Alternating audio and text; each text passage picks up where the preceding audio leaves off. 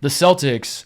I said this to you after we talked to Roan. Maybe it was before, but I told you I should have said it on air. I don't think I did, but I think this Celtics Sixer series goes as long as the Celtics want it to, which is to say, I think the Celtics are the better team.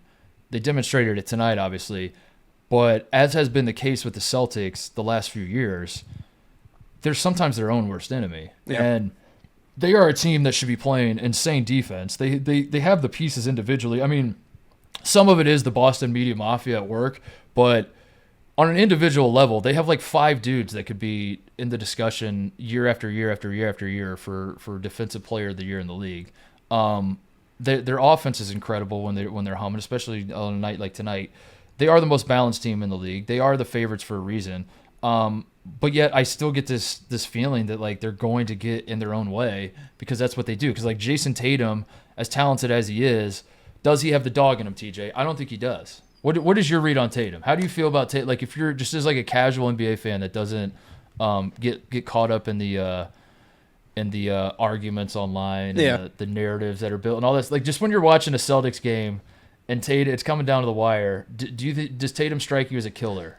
No, I feel like he loves Kobe so much and is so open about how much he loves Kobe, but what made Kobe so cerebral was that like he turned on like the Black Mamba mode or whatever, and like he was a killer. He was like he was able to take over a court and be like, I'm the guy, everybody can guard me, I'm still gonna do what I want to do with the ball.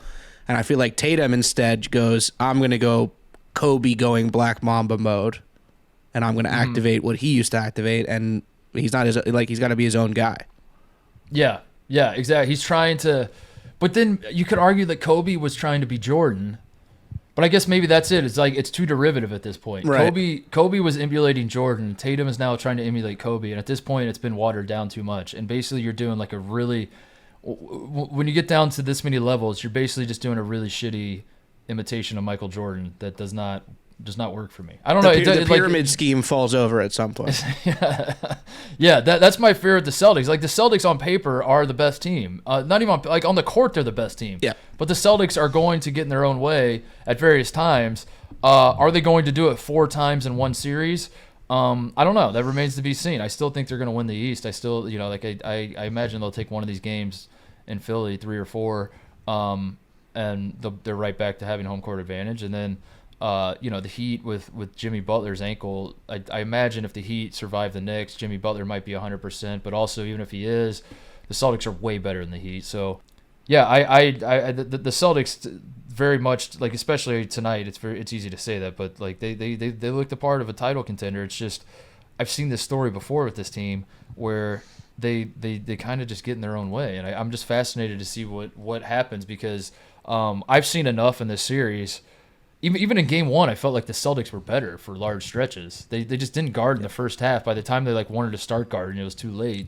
It doesn't work that way. I'm not saying like they deserve to win or anything else. I'm just saying like the totality of these 2 games, it's clear to me that the Celtics are the better team. It's just a matter of whether they're going to prove it over the course of these next 5 games. And I don't know if they will because, like I keep saying, they just like are addicted to like fucking it up somehow.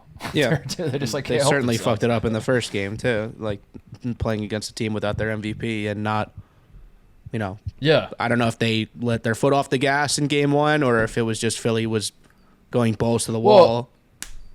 And Marcus Smart is just such a wild card, and Derek White is good, but he's not as good as he's very good, but he's also like not. He's a guy that you can't tell him he's good because like once you start telling him he's good, then he thinks he's better than what he is. Like you got to like find like the right balance of confidence with him. Marcus Smart's the same way. Like Marcus Smart comes out gunning, and sometimes he'll start hitting, and then he's like, oh, it's Marcus Smart time. And sometimes that works. That's the bitch of it. It's like sometimes he says that to himself, and then he has a monster game. But then other times you're like, Marcus Smart, why are you shooting every time down the floor when you have Jayson Tatum and Jaylen Brown and the rest? Like, what are you doing? But yeah, I mean, like Malcolm Brogdon off the bench is insane. That they have, I freaking love. I've loved Malcolm Brogdon going back to his college days. So to have a piece like that coming off the bench, and Horford and Robert Williams, who's they're just so loaded. They're absolutely loaded. It's just like weird that I sit here thinking like I don't know if I would call them the favorites yet. Like I still need to see more. I need to see like them actually have that killer. That's really all it's missing with the Celtics. It's just like a killer mentality that like we're here. We're not here to just win. We're here to like humiliate you. Tonight they brought that. We'll see. I don't know.